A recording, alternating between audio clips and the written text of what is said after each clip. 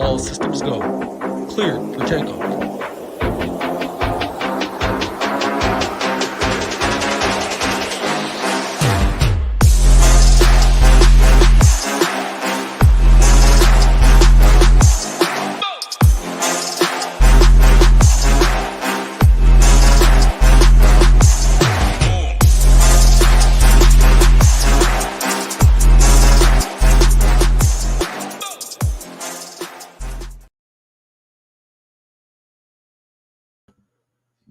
What is up, everybody? Big Marley 3 from SHIPIT Nation here to break down this Week 7 NFL Primetime Slate for you guys. I am a bit under the weather, so I apologize for my voice this week. But before we get into this short slate, I want to mention that we have a 10% discount available over at ShipItNation.com right now with promo code NBA10. The NBA is starting up next week, and we are super excited to roll out our tools and projections. All sports are included for just $69 a month, and we have been crushing all sports. Now you can save 10% with that promo code NBA10. So come join the nation and get in on these big wins. Once you sign up, you will get access to this 4-hour educational video from our guys Hoop and Tambo. They're two of the best in the industry, and they're giving away all their secrets in this 4-hour video. Hoop talks about winning the Millie Maker last year, and Tambo crushes qualifiers and live finals, so he talks about his strategies for those, along with a bunch of other great information to help you guys become better DFS players. They also just launched a 2-hour NBA course to learn from as well, so get in there now. No better time to sign up. All sports for just one price. All right, let's get into this 2-game primetime slate. The Sunday night game is a banger. We have the Dolphins headed to Philly in a 52-point total, with the Eagles being favored by 1 point with a 26.5-point team total. I want to load up on as much of this game as I can. If we use either of the quarterbacks from this game, then we're going to have to pay down elsewhere. But Hurts and Tua are the top plays if I can get there. I would want Hurts stacked with at least one guy, and then I'd want Tua stacked with two. I definitely want at least one of the running backs from this game. Jeff Wilson Jr. is back this week, so he could eat into Raheem Mostert's workload a bit. This is also a very tough rushing defense, so that could hurt Mostert as well, but I still do want exposure to him if I can afford it. He's been looking great, scoring basically every single game.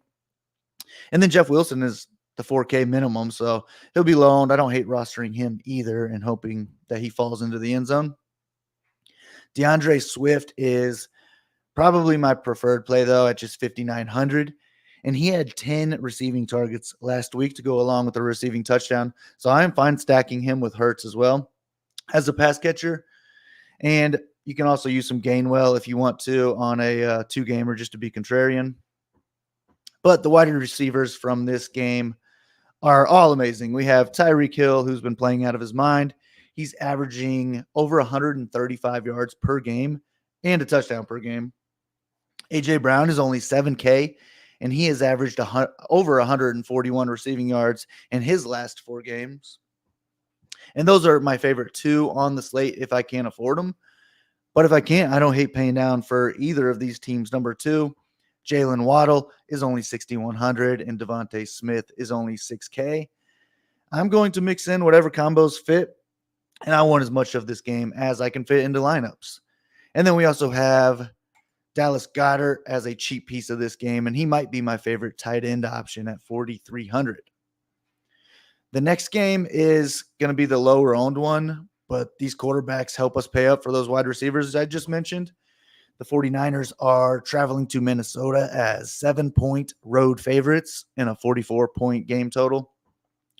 Kirk Cousins is 6,200, and I don't really like him without Jefferson, but he is easy to stack up, and I would want him paired with at least 2 of Addison, Osborne, and TJ Hawkinson.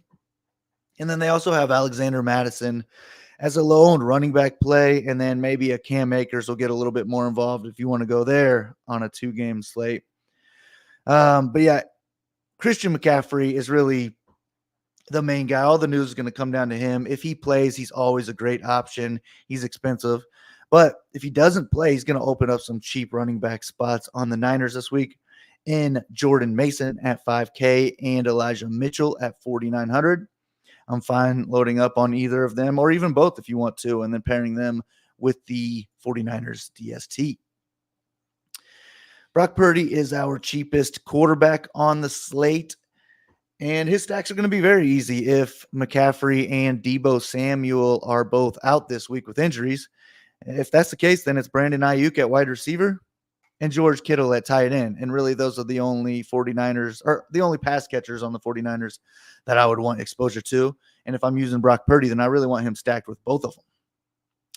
Those are all of the players, though, I will be rostering on this primetime slate. If you guys want to know all of my plays, they will be over at shipitnation.com. I have notes on every player I plan on using and how I plan on using them. Head over there, use promo code NBA10 if you haven't yet, and save 10% every month. All sports are included for just one price. I will be back next week with another primetime slate breakdown. But if you can hit that like and subscribe button for us, it really helps out. Good luck on this primetime slate. I hope to see some SHIPIT logos up top. Good luck. We'll see you next time.